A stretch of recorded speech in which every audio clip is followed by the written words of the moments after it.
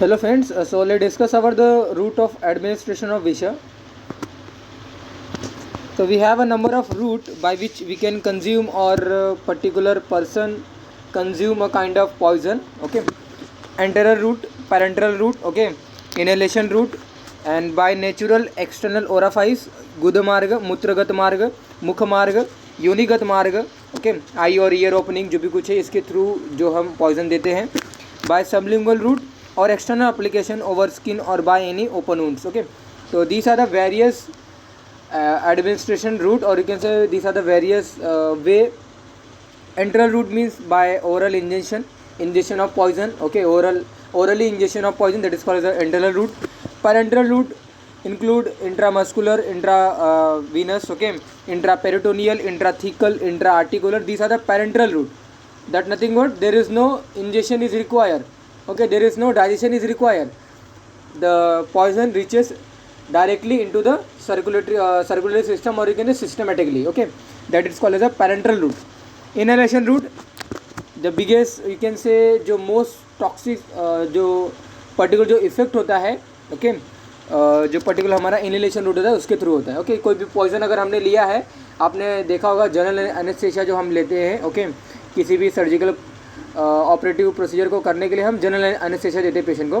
तो general anaesthesia में हम क्या करते हैं, पर्टिकुलरली मेडिसिन जो रहते हैं उनको हम इनहेलेशन हम क्या करते हैं, पर्टिकुलर मेडिसिन को वो देते हैं. ओके, तो इससे होता है कि उसका इंस्टेंट इफेक्ट होता है. तो इन दैट सेम वे जो पॉइजन अगर इनहेल अगर किया गया हो by inhalation route, okay, directly into the trachea and directly into the lungs. Okay, जो उस पर्टिकुलर जो टॉक्सिसिटी होती है ना वो ज़्यादा होती है compare with other route. Okay, तो इनहेलेशन रूट है बाय नेचुरल एक्सटर्नल ओराफाइस से गुद मार्ग में डायरेक्टली पॉइजन रख दिया. ओके, मूत्रगत मार्ग में कोई पॉइजन अगर कोई प्लेस कर दिया, फिर कोई टॉपिकल एप्लीकेशन लगा दिया. ओके, योनिगत मार्ग है, या फिर आई और ईयर में ही सपोज ड्रॉप वॉइस अगर ड्रॉप के फॉर्म में अगर कोई पॉइजन है तो उसको अगर डाल दिया. This are the natural external orifice route. Okay, sublingual route है beneath the tongue our external application. Okay, यानी टॉपिकल जो पॉइजन रहते हैं. तो this are the various routes by which the person consume the kind of poison. Okay, और किसी के द्वारा उस पर्टिकुलर पॉइजन को दिया जाता है. Okay, by using this kind of route. Okay, diagnosis of visa by their लक्षण. Now we have a two symptom mainly, the jangam vish लक्षण and our particularly स्टावर विष लक्षण. ओके, तो जांगम विष मतलब अगर स्नेक बाइट अगर कर दिया किसी ने, स्कॉर्पियन बाइट अगर कर दिया है, या फिर रेड बाइट है, जो भी कुछ बाइट है एनिमल की अगर बाइट है, जिन्हें हम क्या बोलते हैं जांगम. जांगम मतलब एनिमल. ओके, जांगम विष लक्षण मीन्स कोई अगर एनिमल अगर हमें बाइट किया है तो उसके कौन कौन से लक्षण होंगे. तो निद्रा तंद्रा क्लमदाहम सपाकम लोमहर्षणम शोफम च एव अतिसारम च जनियेत जंगमम विषम. ओके, निद्रा तंद्रा क्लमदाहम सपाकम लोमहर्षणम शोफम च एव अतिसारम च जनियेत जांगमम विषम. चरक चिकित्सा स्टैंड 23 नंबर का चैप्टर है, 15 नंबर का श्लोक है, वहाँ से पर्टिकुलर श्लोक लिया गया है. निद्रा तंद्रा क्लमदाहम सपाकम लोमहर्षणम. निद्रा नहीं आती है. ओके, तंद्रा. ओके, निद्रा तंद्रा मीन्स पूरे बॉडी पर्टिकुलरली मतलब एक बोलते हैं ना कि मतलब अनफील होता है. ओके, क्लम मतलब होता है कि लेथार्जिक कंडीशन हो गया. दाह यानी बर्निंग सेंसेशन होता है. देन लोमहर्षणम जो इरिटेशन रहते हैं हमारे हेयर्स. ओके, देन शोफम इन्फ्लेमेशन हो जाती है पूरे बॉडी में. अतिसार डायरिया होता है. ये सभी जो लक्षण है ये हमारे general symptom of poisoning of जांगम विष. ओके, जांगम विष के क्या है पर्टिकुलरली जनरल सिम्टम्स है. निद्रा तंद्रा क्लमदाहम सपाकम लोमहर्षणम शोफम च एव अतिसारम च जनियेत जांगमम विषम. ओके, ना स्थावर विष के सामान्य लक्षण की अगर बात करें, बहुत सारे स्थावर विष है. भांग आपने देखा होगा. ओके, भांग अभी आप भांग लोगे तो उससे क्या होता है, निद्रा आती है. ओके, आपने देखा भी होगा निद्रा आती है. और पर्टिकुलरली क्या होता है, बहुत सारे ऐसे मूर्छा आता है. ओके, ग्लानी आती है. बहुत सारे ऐसे लक्षण आपने देखा होगा जो भी पर्टिकुलर भांग वगैरह लेते हैं. ओके, गांजा है, भांग है, ये सभी भांग के ही फर्दर फॉर्म है. marijuana, गांजा. ओके, ये सभी भांग के फॉर्म है वगैरह. ओके, धतूर है, देन लांगली है, और पर्टिकुलरली बहुत सारे ऐसे स्थावर विष है. ओके, तो अगर वो पर्टिकुलर कुचला है, वसनाभ है, तो वो सभी अगर पॉइजन अगर बंदे ने अगर लिया है या फिर किसी के द्वारा उसको दिया जाता है तो स्थावरम तुज्वर एक काम दंत हर्षम गलग्रहम फेनवम्य अरुचि श्वास मूर्छास्य जनियत विषम। तो स्थावर विष को अगर कोई लेता है तो हिक्का आता है, ज्वर आता है, दंत हर्ष। तो आपने देखा होगा ज्वर इसमें लक्षण नहीं है। ज्वर किस में है? स्थावर विष में, यानी कि प्लांट सोर्स का अगर कोई पॉइजन है एंड पर्टिकुलरली जो बंदा है या फिर जो पर्सन है उसमें ज्वर डेफिनेटली रहेगा अगर वो स्थावर विष का रहेगा तो। ओके, अगर पॉइजन हो वो स्थावर विष का होगा। If the poison is of particularly plant source origin then definitely the person will have a kind of ज्वर। ओके, तो स्थावरम तो ज्वर हिक्काम, दंत हर्षम गलग्रहम, उसको पर्टिकुलरली डिस्फेजिया वगैरह कंडीशन आ जाती है। ओके, दंत हर्षता, दांतों में पर्टिकुलरली क्या होता है, पर्टिकुलर दांतों में अच्छे नहीं लगते, मीन्स जो हमारे दांत होते हैं वो पर्टिकुलरली बहुत ही पेनफुल होते हैं, या फिर उनमें जो पर्टिकुलर जो सेंसेशन होता है ना, मतलब एक बैड सेंसेशन आता है, दंत हर्षम बोलते हैं। फेनवम में अरुचि श्वास, वोमिटिंग वगैरह आता है, अरुचि एनोरेक्सिया होता है। ओके, मूर्छास्य जनियत विषम, तो ये सभी क्या है? लक्षण है स्थावर विष के। क्या है ये? लक्षण है। तो स्थावरम तो ज्वर हिक्काम, दंत हर्षम गलग्रहम, फेनवम्य अरुचि श्वास मूर्छास्य जनियत विषम, दीस आर द पर्टिकुलरली सामान्य लक्षण ऑफ आवर स्थावर विषा। Okay, then diagnosis of poison in dead. Okay, ये देखिए, for that we have two three way, okay, और we have a three way. Okay, ऐसा भी लिखना चाहिए था यहाँ पे। तो diagnosis of poison in dead person, how we will diagnose the poison in the dead person.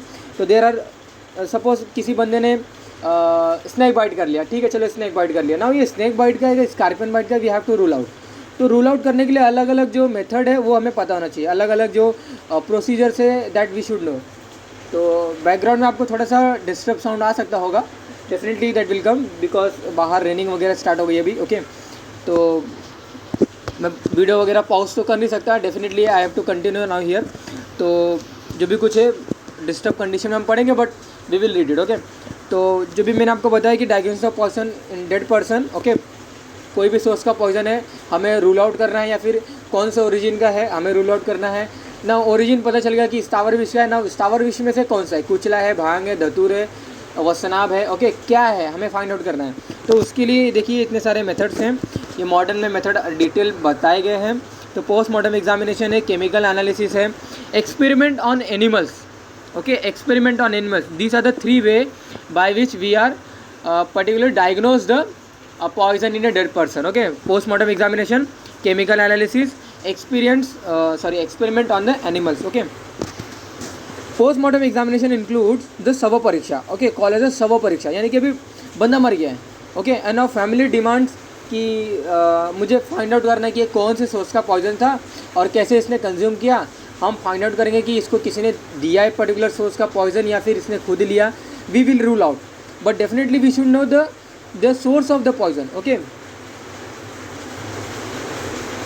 We have to rule out the source of the poison. Okay, तो postmortem examination that is called शव परीक्षा include the complete examination of external and internal part of the body. Okay, there are two type, external internal examination. Internal examination of GIT, hyperemia, ulceration, perforation, we will rule out this. अगर ये सभी features आते हैं, we will say the corrosive poison बंदे ने लिया था। Okay, corrosive poison acid और अल्कली वगैरह लिया था। ओके, केरोसिन लिया होगा, या फिर वहाँ पे कोई भी उसने ऑर्गेनिक एसिड, ऑर्गेनोफॉस्फोरिक एसिड का कोई पॉइजन कंज्यूम किया होगा। Okay, there number of poison are there, okay, which are source of corrosive poison. तो examination of GIT internal examination include the examination of GIT, okay, histological examination, then hyperemia, ulceration, perforation, या फिर कोई fistula formation, this we will rule out. और कोई bleeding है तो भी हम उसको रूल आउट करेंगे, कोई हेमोरेजिक कंडीशन है या फिर कोई हेमेटोमा फॉर्म हुआ है, we will rule out. Okay, तो this are the internal examination. External examination में हम पूरे क्या करते हैं, एक्सटर्नली फीचर्स फाइंड आउट करते हैं। अल्सरेशन हुआ था स्किन के ऊपर, क्या नहीं हुआ है। ओके, या फिर स्किन के ऊपर किसी ने उसको मारा वगैरह, वो हम रूल आउट करेंगे। ओके, आपने देखा होगा कि बहुत सारे जो इरिटेंट जो पॉइजन होते हैं, मिर्ची वगैरह जो होते हैं, ओके, इरिटेंट पॉइजन जिन्हें हम बोलते हैं। इरिटेंट पॉइजन से क्या होता है कि पूरे बॉडी में क्या होता है पता है आपको, एक रेडनेस आ जाता है। Okay, there is a itchy sensation to all over the body, वो हमें वहाँ पे मिलता है। That is called as irritant poison का वो पर्टिकुलर क्या होता है, इफेक्ट होता है। तो we will see the effect by externally, that is called as external examination, postmortem examination. Internal examination we will rule out the, we will examine the viscera, internal viscera जो भी कुछ रहेंगे, we will rule out the particular spleen, we will rule out the kidney, okay, liver, we will, these are the particularly specimen you can say, or these are the viscera we will examine for the diagnosis of the poisoning. Okay, तो internal examination include the examination of GIT, examination of viscera. Okay और विसरा में अगर कोई changes वगैरह नहीं मिला तो हम उसको पैथोलॉजिकली क्या करते हैं, एक फॉरेंसिक जो पर्टिकुलर जो लैब्स होते हैं वहाँ पे हम उनको सेंड करते हैं फॉर ऑटोप्सी. ओके तो पर्टिकुलरली ये पोस्टमार्टम एग्जामिनेशन हम बोलते हैं. Also include the various histological examination. Okay tissue के प्रॉपर तरीके से हम क्या करते हैं, हिस्टोलॉजिकली हम उसको क्या करते हैं, एग्जामाइन करते हैं. तो केमिकल एनालिसिस देखिए, केमिकल एग्जामिनेशन ऑफ पर्सनस. ये देखिए बंदे ने पर्टिकुलर पॉइजन कंज्यूम किया था, उसने ओमिट किया. ओके या फिर उसने जो यूरिन किया हम उसको क्या करते हैं, कलेक्ट करते हैं for a certain in a certain period of time. Okay we will collect this specimen, vomitus, urine, faeces, ये सभी हम कलेक्ट करते हैं. And person organ also chemically observe. अगर यहाँ पे कोई फीचर्स अगर नहीं मिलते तो यहाँ पे हम क्या करते हैं, केमिकल एनालिसिस में फॉरेंसिक लैब के लिए हम क्या करते हैं, फॉरेंसिक लैब में हम केमिकल एनालिसिस के लिए क्या करते हैं, उसको फॉरवर्ड कर देते हैं. ओके तो स्टमक, इंटेस्टाइनल जो म्यूकोजा होते हैं उनको भी हम केमिकली एग्जामाइन करते थे. Chemically we are examine here. Okay by pouring any kind of chemical or by ultra microscope or by electron microscope we will see the pathology, we will see the particular histological examination, we will see the or we will perform a kind of examination with the help of chemically. Okay तो chemical examination of person's omiters, urine, feces. Okay we will pour any kind of chemically. Okay chemical हम डालते हैं और इससे हमें पता चला कि यस ये केमिकल इस पर्टिकुलर पॉइजन में होता है. और now the changes is appear like this. Okay and suppose we have a specimen kind of urine. Okay and urine में हमने वो पर्टिकुलर क्या डाला, केमिकल डाला और ये चेंजेस होता है इस पॉइजन से. तो हम इसे रूल आउट करते हैं जिन्हें हम क्या बोलते हैं, केमिकल एनालिसिस बोलते हैं. Okay stomach, intestinal mucosa also chemically examine. Along with that liver, kidney, bone, nails also examine. Okay what you have to remember, handling of every organ or part of body should be proper towards their destination. Okay experiment on animals. Left part of body represent the in front of animals. Animal eats that things and produces that action. Okay and particularly हम क्या करते हैं, उसको उससे find out करते हैं कि yes particular बंदे को, पर्टिकुलर जो बंदा भी जो मर गया है या फिर जो जिसकी डेथ हो गई है. ओके उसको उसने ये पॉइजन लिया था एंड दैट्स वाई ये पर्टिकुलर एनिमल में ये लक्षण प्रोड्यूस हो रहे हैं. ओके कुचला के क्या होते हैं, कुचला पूरा मसल को स्टिफनेस कर देता है, पूरा मसल को ज़्यादा स्टिफ कर देता है. तो अगर सपोज उसके स्पेसिमेन को अगर कोई एनिमल या फिर डॉग है, कैट है, अगर वो कंज्यूम करती है या फिर कंज्यूम करता है, डेफिनेटली दैट लक्षण will be appear to that animal. Okay and particular लक्षण से हम फाइंड आउट कर लेंगे कि कौन सी सोर्स का पॉइजन था और कौन सा पॉइजन था. ओके तो एग्जामिन ऑब्जर्व दैट लक्षण and try to evaluate the exact type of poison by this kind of experiment on animal. Okay now विष की चिकित्सा कैसे करनी है हमें पता होना चाहिए. विष की चिकित्सा हम दो मेथड से करते हैं. नॉर्मली आपको पता है मॉडर्न वे और हमारा Ayurvedic way. Okay Ayurvedic way में हमारे यहाँ पे 24 उपकरण बताए गए. Okay we the Ayurveda had define और आयुर्वेदा हैड डिस्क्राइब द 24 उपक्रम और treatment procedure you can say और ट्रीटमेंट वे. ओके तो विष चिकित्सा, ये देखिए विष चिकित्सा इन 2 वे, सामान्य चिकित्सा कर्म और विशिष्ट चिकित्सा कर्म. विशिष्ट मतलब क्या होता है, विशेष. विशेष मतलब एक स्पेसिफिक पॉइजन के लिए ये काइंड ऑफ चिकित्सा इज रिक्वायर और मैंडेटरी, ये हमारा विशेष हो गया. सामान्य मतलब क्या होता है कि what we will do the normally. Okay कोई पॉइजन के ऊपर डिपेंड नहीं है, whatever we are doing normally that is called सामान्य चिकित्सा कर्म. ओके विशिष्ट मतलब क्या होता है, विशेष, वो स्पेसिफिक होता है उस पर्टिकुलर पॉइजन के लिए. ओके दैट इज कॉल्ड विशिष्ट चिकित्सा कर्म. तो मैं यहाँ पे आपको क्या बताऊँगा, सामान्य चिकित्सा कर्म बताऊँगा ताकि कोई भी पॉइजन अगर हो वो आप हैंडल कर सको या फिर आप किसको बता सको. ओके तो सामान्य चिकित्सा कर्म है, देखिए 24 उपक्रम हमारे आचार्य चरक ने डिफाइन किया है. ओके इन चरक चिकित्सा 23 अध्याय. मंत्रम अरिष्टम उत्कर्तनम निष्पीडनम चूषणम अग्निपरिषेकाः अवगाह रक्तमोक्षणम वमनम विरेचनम उपाधानानि हृदय आवरणम अंजनम नस्य धूमलेह औषध प्रशमनानि प्रतिसारणम प्रतिविषम संज्ञा स्थापनम लेपः मृत संजीवनम एवच विंशति एते चतुर्भिः अधिकाः. ओके तो इसका जो डिटेल हिंदी फॉर्म है वो मैं अदर वीडियो में अपलोड करूँगा, लेकिन यहाँ पे मैंने पर्टिकुलर शॉर्ट में कंक्लूड करने के लिए मैंने एक पर्टिकुलर ये स्लाइड यहाँ पे रखा हुआ है. ओके तो मंत्रम अरिष्टम उत्कर्तनम, ये एक एक जो वर्ड है ये एक एक क्या डिनोट करते हैं, ट्रीटमेंट वे डिनोट करते हैं. ओके तो मंत्रम अरिष्टम उत्कर्तनम निष्पीडनम चूषणम अग्निपरिषेकाः अवगाह रक्तमोक्षणम वमनम विरेचनम उपाधानानि हृदय आवरणम अंजनम नस्य धूमलेह औषध प्रशमनानि प्रतिसारणम प्रतिविषम संज्ञा स्थापन लेपः मृत संजीवनम एवच विंशति एतेः चतुर्भिः अधिकाः। ओके, तो ये दीस आर द पर्टिकुलर 24 उपक्रम। एक और बार रिपीट करूँगा। मंत्रम अरिष्टम उत्कर्तनम निष्पीडनम चूषणम अग्निपरिषेगाः अवगाह रक्तमोक्षणम वमनम विरेचनम उपाधानानि हृदय आवरणम अंजनम नस्य धूमलेह औषध प्रशमनानि प्रतिसारणम प्रतिविषम संज्ञा स्थापनालेपः मृत संजीवनम एव च विंशति एते चतुर्भिः अधिकाः। ओके, दीज आर द 24 उपक्रम। Now we will see the one by one. Okay, मंत्र। ओके, पहले के जो ऋषि मुनि वगैरह हुआ करते थे, जो भी कुछ संत वगैरह हुआ करते थे, वो क्या करते थे, कोई अगर पॉइजन वगैरह स्नैक बाइट कर लिया या फिर किसी ने कंज्यूम कर लिया ना कोई पॉइजन, वो क्या करते थे पता है आपको, अपने मंत्र वगैरह से वो ठीक कर देते थे। अभी के टाइम में ऐसा कुछ नहीं है। जो भी कुछ बाबास वगैरह रहते थे और ढोंगी बोलते हैं ना, वैसे कुछ फीचर्स के रहते हैं। अभी के टाइम में ऐसा कोई बाबा रेयरली लाख में वन, जो बोलते हैं ना 1 लाख में कोई ऐसा वन होगा। अदरवाइज़ कोई ऐसा यहाँ पे अभी नहीं है जो मंत्र के द्वारा किसी को ठीक कर दे। ओके, हाँ, हम कंपेयर कर सकते हैं कि जो गांव से जो इलाके होते हैं ना, जो हमारे रूरल जो एरिया से ना, वहाँ पे बहुत सारे बाबास वगैरह रहते हैं। श्योर, डेफिनेटली वहाँ पे कुछ बाबास वगैरह रहते हैं, अभी भी रहते हैं। ओके, और मैंने पर्टिकुलरली उनको फेस भी किया है। ओके, मैंने वहाँ पे उनको एक पर्टिकुलर अपना हैंड्स दिया था। एंड जो भी पर्टिकुलर वहाँ पे मुझे कुछ पर्टिकुलर यहाँ जो बोलते हैं ना, एक बाबा थे, उनको मैंने अपना हैंड दिया था। एंड उन्होंने क्या किया, मेरे पल्स के थ्रू उन्होंने मुझे बता दिया कि what I have consume in the morning और in the last night. Okay, तो थोड़ा बहुत फेथ वगैरह है, लेकिन इतना फेथ नहीं है टू द बाबास। ओके, बट मंत्र चिकित्सा जो है ये अभी पूरा तरीके से इरेडिकेट हो गया है इन आवर आयुर्वेदिक। ओके, तो not present in nowadays except some rural areas saints. Okay, use specially in सर्पदंश उपक्रम, not believe by modern culture. Okay, सर्पदंश में क्या करते हैं, इसका यूज़ किया जाता है मंत्र में। जो पर्टिकुलरली जो हमारे स्थावर विष के जो पर्टिकुलर जो सोर्स होते हैं ना, उन स्थावर विष अगर कोई बंदे ने कंज्यूम किया तो उसमें नहीं यूज़ करते। Okay, that you have to remember. मंत्र चिकित्सा। अरिष्ट बंधनम, अरिष्ट मतलब क्या होता है, लिगेचर बाइंडिंग। नाउ सपोज एक मैं आपको डायग्राम के थ्रू बताता हूँ। ओके, सपोज ये आपका स्किन है और आपका ब्लड ऐसे फ्लो होगा। ओके, आपको किसी ने स्नेक ने यहाँ पे क्या कर दिया है, बाइट कर दिया है। ओके, ऐसे उसने क्या किया, बाइट कर दिया। Now you will tie a kind of ligature. Okay, ligature मतलब क्या होता है, एक रस्सी आप बांधोगे या फिर एक कपड़ा बांधोगे।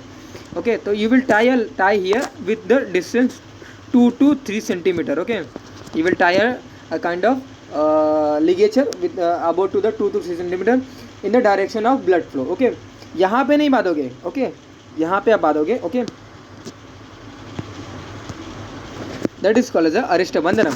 ओके, अरिष्ट मीन्स होता है मृत्यु सूचक।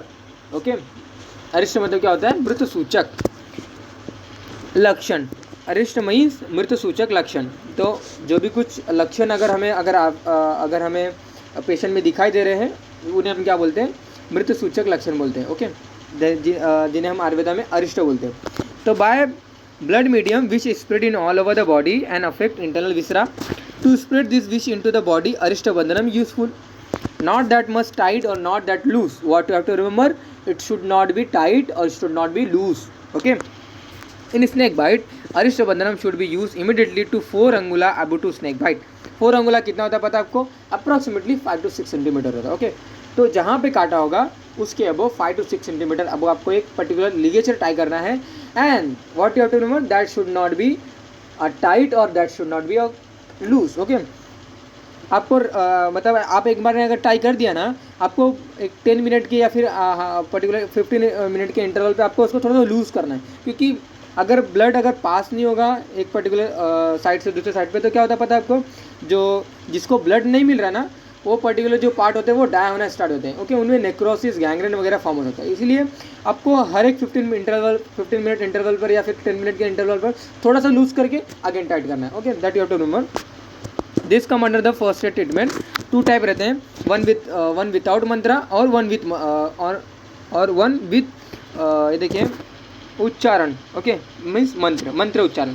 तो एक मंत्र के साथ अरिष्ट को बांधते हैं या फिर एक बिना मंत्र के साथ बांधते हैं, जो कि रेयरली या फिर जो हम कॉमनली यूज़ करते हैं। ओके, उत्कर्तनम मतलब होता है इंसीजन। ओके, जहाँ पे बाइट किया होगा आपको पार्ट को काटना है। Okay, incision of the bite side to prevent the further progression of Progression is also one of the commonest measure of the vesicopurum. If bite site is vital part of or मर्म, okay, अगर कोई vital part है then cut above to the समंगुला, okay, वहाँ पे आपको नहीं काटना है. That to remember. अगर कोई नर्व वगैरह जाती है तो आपको वहाँ पे नहीं काटना है. ओके, इंसीजन मतलब क्या होता है, सॉरी उत्कर्तना मतलब क्या होता है, इंसीज करना या फिर थोड़ा सा ऐसे भाग को, थोड़ा सा पार्ट को निकालना. ओके. निष्पीड़नम कंप्रेशन, आपने एक बार काट दिया ना, अभी आपको क्या करना है, pressuring of incise bite. Okay, अभी आपको क्या किया उसने, आपको क्या करना है, प्रेशर देना है ताकि जो भी कुछ ब्लड है, जो इम्प्योर जो ब्लड है वो बाहर निकल जाए. इन द उस पर्टिकुलर ब्लड में जो भी कुछ पॉइजनस के जो पार्ट्स होंगे ना वो बाहर निकल जाए. तो we are pressing the particular bite side. Okay, तो pressing of the inside bite inside side result in the which having blood will be come out by रक्त. most of the wish get removed out. Okay, that's why Acharya has mentioned the Nishpidanan method. चूषणम, suction. Okay, sucking of blood from bite side. एक बार incise कर दिया ना, compress करना है, suction करना है. ओके, सक्शन किसको नहीं करना है, अगर किसी के मुंह में छाले वगैरह हैं, अल्सर वगैरह हैं, तो पर्सन विल नॉट सक. ओके, अगर कोई पर्टिकुलर उसके अगर पूरी ओरल म्यूकोसा अगर प्रॉपर तरीके से है, अगर कोई इसको ब्लीडिंग वगैरह नहीं है, कोई अल्सर नहीं है, तो इनसाइज जो साइट है ना उसको क्या करना है, सक करना है और ब्लड आपको पूरे मुंह में लेकर उसको स्पिट करना है. That is called as suction. Okay, जिन्हें हम क्या बोलते हैं, चूषण बोलते हैं. तो sucking of blood from bite side done by those who have experience in this, that is only उनके थ्रू ही होना चाहिए. अदरवाइज अगर स्पिट नहीं किया, अगर सिंगल ड्रॉप भी अगर जाता है स्टमक के पास, तो डेफिनेटली जो सक्शन करने वाला है ना थ्रू आवर माउथ, उसको भी वो बहुत ही इफेक्ट होने वाला है. ओके, तो sucking person should not have any kind of ulcer और perforation in their mouth, but before suction bite area should be clean. Apply ghee lep into internal mucosa lining और person can fill their mouth by cloth और sand and then suck. Okay, पूरे mouth में वो घी वगैरह लगा लेना, उसको लगाना है, या फिर पूरे सैंड वगैरह फिल करके वो सक कर सकते हैं. After completing the sucking, okay, देखिए should take a gargle of विषनाशक औषधि. जो भी कुछ एंटी पॉइजनस जो मेडिसिन होते हैं ना, जो लिक्विड फॉर्म में जो रहेंगे, उनको क्या करना है, आपको एक पूरे माउथ को क्या करना है, रिंस करना है. Okay, in today's time suction is replace by suction pump by which risk of getting विश गेट्स रिड्यूस और नलीफाइड. सक्शन पंप के थ्रू अभी विष को निकाल दिया जाता है. पहले के थ्रू क्या करते थे, पहले के लोग क्या करते थे, वो अपने माउथ के थ्रू क्या करते थे, सक करते थे. अग्निकर्म, जिन्हें हम दहन भी बोलते हैं, कॉटराइजेशन. आफ्टर इंसिजन और सक्शन कॉटराइज इट. आपको वहाँ पे अग्निकर्म देना है. दहन कर्म या फिर दाहन कर्म शुड भी स्वर्ण और आयरन रॉड. जहाँ पे बाइट किया होगा ना, वो बोलते हैं ना अग्निकर्म. अग्निकर्म आपने बोला, आपने सुना होगा कि मर्म के लिए बहुत ही यूज़फुल ये थेरेपी होती है. ओके, जो भी आपके वर्टिकल जो भी आपके वर्टिकल जो वर्टिब्रे हैं ना, ओके, जो वर्टिबल जो कॉलम है ना आपका, उसमें जो वर्टिब्रे हैं, अगर वहाँ पे बोलते हैं ना ऐसे चमक आ गया है या फिर बहुत सारे मतलब जॉइंट्स मूव नहीं कर रहे, तो क्या करते हैं हम, क्या करते हैं, मर्म लगाते हैं. ओके, वो मर्म हम किस बेसिस पे लगाते हैं पता है आपको, नर्व कौन सा प्रॉब्लम में आया है और नर्व का क्या पर्टिकुलर रूट है. तो depending on that route of that particular nerve we are doing the particular अग्निकर्म. अग्निकर्म मतलब क्या होता है कि कोई शलाका होती है. ओके, वो आयरन रॉड नहीं होना चाहिए. वो कैसा होना चाहिए पता है आपको, स्वर्ण का होना चाहिए. यहाँ पे आयरन रॉड लिखा हुआ है, बट आपको स्वर्ण मोस्टली यूज़ करना चाहिए. ओके, तो स्वर्ण का क्या होना चाहिए, वो आयरन रॉड होना, जिन्हें हम सलाका बोलते हैं. उसको आपको तपाना है. तपाने के बाद आपको क्या करना है, जहाँ पे बाइट हुआ उसको आपको टच करना है. तो दैट इज कॉल्ड अग्निकर्म और दहन कर्म. उन्हें हम क्या बोलते हैं, कॉटराइजेशन बोलते हैं. हीट एंड आपको heat and cauterise the part. Okay, there are none of place where अरिस्ट बंधन is not possible, then cauterise it directly. In today's time electric cauterisation is done. Okay, परिसेचनम, sprinkling of water drop over a bite person, that is called as a परिसेचनम. अवगाहनम, cold treatment, do bath with cold jal. Again and again उसको जहाँ पे bite किया होगा उसको again and again आपको क्या करना है, पर्टिकुलरली क्या करना है, वॉश आउट करना है या फिर रिंस करना है उस पर्टिकुलर पार्ट को. कोल्ड ट्रीटमेंट जिन्हें हम बोलते हैं. Clean the bite area with the cold water. रक्त मोक्षणम, bloodletting of bite area is most of the important way to prevent and cure from any bite. Bloodletting of bite area, जहाँ पे bite किया होगा ना वहाँ से sucking करना. सक के थ्रू हम बहुत सारे ब्लड को नहीं निकाल सकते हैं, लेकिन लीज थेरेपी से, रक्त मोक्षण से वी कैन डू और we can prevent the further progression of this विषा. तो bloodletting of bite area is most of the important way to prevent and cure from any bites. Okay, तो जलोकाचरण should be done after incising और exposing bite area और bite mark और area. Okay. जलोका start to suck blood and remove all wish containing blood, that is called as a rakta mokshan. Vaman and viration, omitting and purgation, both remove the vish. हमें वमन and पurgation ये किसके लिए पता है आपको? ये नॉर्मली ये किसके लिए पता है आपको? ये नॉर्मली हम स्थावर विष के लिए बता रहे हैं. अभी तक जितना आपने देखा मोस्टली वो सभी किसके लिए था? हम क्या कर रहे हैं? इंसाइज कर रहे हैं, हम उसको सक कर रहे हैं, हम उसको क्या कर रहे हैं? निष्पीड़न कर रहे हैं, कंप्रेसिंग कर रहे हैं. ये सभी अभी किसके लिए पता है आपको? That is all for our और जंगम विष. कोई बाइट वगैरह हो गया है, स्कॉर्पियन बाइट है, स्नेक बाइट है, रेड बाइट है. ओके. वो सभी कंडीशन हमने किया. अभी देखिए वमन विरेचन जो है ना, अगर किसी बंदे ने अगर कोई पॉइजन ले लिया है, अंदर ले लिया है, स्नेक के बाइट को तो अंदर कोई लेगा नहीं, डेफिनेटली नहीं लेगा. ओके. तो अगर कोई स्थावर विष की अगर कोई पॉइजन अगर अंदर चला जाता है तो वमन एंड विरेचन इंड्यूस करके हम क्या कर सकते हैं? द टॉक्सिसिटी जो होने वाली है ना आफ्टर एब्जॉर्प्शन, वो हम डिले कर सकते हैं. डिले नहीं बोल सकते आप, उसको हम बोल सकते हैं कि प्रिवेंट कर सकते हैं. ओके. तो vomiting and purgation both remove the विषा by proper following rule of पूर्व कर्म पश्चात कर्म इट शुड बी डन. एक रूल की तरह होना चाहिए. अगर हमने सपोज स्थावर विष का लक्षण नहीं है, अगर सपोज दूसरा विष ले लिया, सपोज अगर कोई करोसिव पॉइजन ले लिया, कोई अल्कली ले लिया, कोई एसिड ले लिया, तो उस पर्टिकुलर पॉइजन में हम वमन नहीं दे सकते, हम विरेचन नहीं दे सकते. What we will give their treatment में हम पढ़ेंगे. वहाँ पे हम क्या करेंगे? डेमोल्सेंट देंगे. ओके. वहाँ पे हम क्या देंगे? चारकोल्स वगैरह देंगे. हम वहाँ पे एंटीडोट देते हैं. तो ये सभी वे पता होना चाहिए कि कौन से पॉइजन में आपको कौन से ट्रीटमेंट देना चाहिए. तो जो करोसिव जो पॉइजन होते हैं हम उसमें जो पर्टिकुलर वमन होता है, जो विरेचन होता है, या फिर जो परगेशन है, या फिर जो वोमिटिंग है, ये इंड्यूस नहीं करते हैं. क्योंकि जो म्यूकोजा जो लाइनिंग होती है उनमें परफोरेशन ये हो सकता है, अल्सर हो सकता है. Okay. so that's why we are not doing a kind of omitting and perforation. What I have to concentrate or what I have to show here कि it should be done with a proper rule. Okay, it should be done with a following a rule of पूर्व कर्म and पश्चात कर्म. In nowadays stomach wash and enema is used. इसमें से भी stomach wash and जो enema है ये कुछ के लिए यूज़ नहीं करते हैं, वो हम देखेंगे कभी.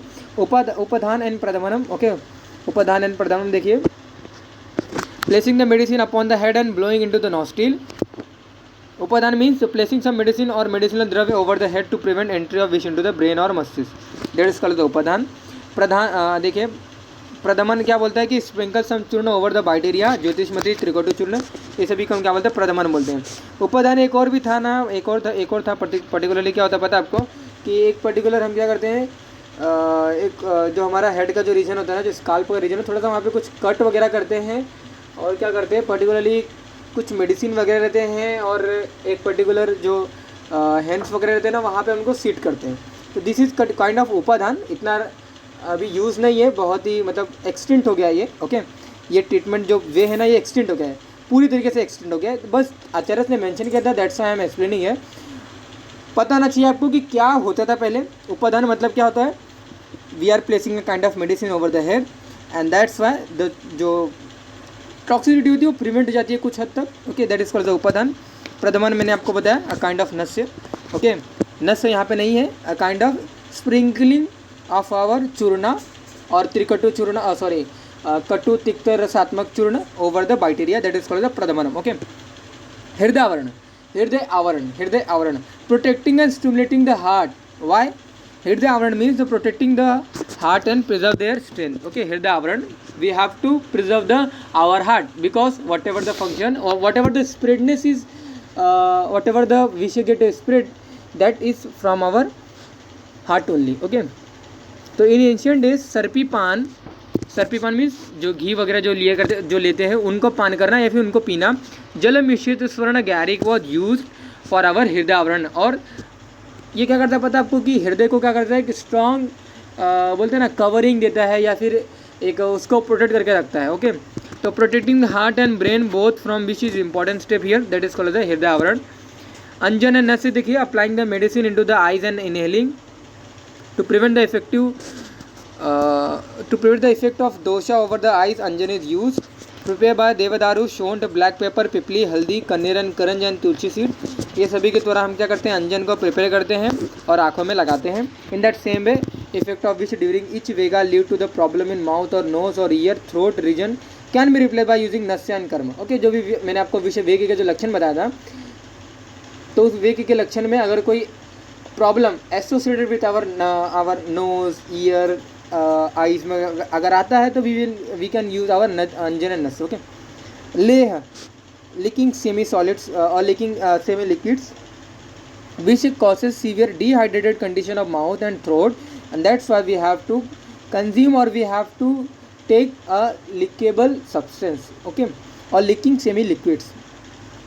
Use as an anupan in injection of various विषय औषधि द्रव्य through our mouth. For this Madhu and घृत is best. धूम देखिए, medicinal smoke open the closed channel. Toxicity of which get reduced by inhalation of medicinal smoke. तो जो भी आपने जो भी साइट वगैरह पे बाइट हुआ था ना, वहाँ पे आपको क्या करना है, क्या करना है पता है आपको, फ्यूमिगेशन थेरेपी करना है। What you have to do, fumigation therapy. Fumigation मतलब क्या था पता है आपको, कोई मेडिसिन द्रव्य आपने बर्न कर दिया और उसके जो वेपर नहीं बोलते, उसके भी जो भी कुछ स्मोक जो भी कुछ आ रहे हैं ना, आपको जो भी बाइट एरिया उसमें आपको एक्सपोज कर देना है। तो डेफिनेटली कुछ टॉक्सिसिटी या फिर कुछ जो पॉइजन होगा, डेफिनेटली कुछ ना कुछ इसमें इफेक्ट होगा ही होगा। ओके, दैट इज कॉल्ड धूम। प्रतिविष मॉडर्न में इसका बहुत ही यूज़फुल है, फिजिकल केमिकल बहुत ही इसका यूज़फुल है एंटीडोट का, दैट इज कॉल्ड प्रतिविष। तो डिटेल में हम देखेंगे फर्दर कभी क्लासेस में। तो प्रतिविष देखिए, it is advance describe in modern, जैसे मैंने आपको बताया। In Ayurveda it limit only using a last option in treatment of जांगम विष, स्थावर विष इज यूज एंड इन स्थावर विष स्टेजेस बाइटिंग ऑफ सर्पिस गन। तो इतना आपको ये सभी याद रखने की ज़रूरत नहीं है। प्रतिविष काइंड ऑफ पहले के लोग भी यूज़ करते थे, अभी बहुत ही एडवांस हो गया ये पर्टिकुलर थेरेपी। ओके, और ये पर्टिकुलर वे फॉर डायग्नोसिस और पर्टिकुलर काइंड ऑफ विषय चिकित्सा के लिए। ओके, तो प्रतिविष is widely spread in our modern. ये देखिए, संज्ञा स्थापनम और revival of consciousness. Poison consume कर लिया या फिर पॉइजन का बाइट, किसी ने स्नेक बाइट कर दिया, दोनों ही केस में जो भी कॉन्शियसनेस है आपको उसको रिवाइवल करना है। ओके, जो बंदा है ना उसको स्लीप में नहीं है, स्लीप मोड में नहीं होना चाहिए। ड्राउजीनेस, सेमी अनकॉन्शियसनेस या फिर जो भी कुछ बोलते हैं अनकॉन्शियस, फुल्ली अनकॉन्शियस, ये सभी नहीं होना चाहिए। तो रिवाइवल ऑफ कॉन्शियसनेस, जिन्हें हम क्या बोलते हैं, संज्ञा स्थापना बोलते हैं। तो consciousness of individual is important to treat the विशास।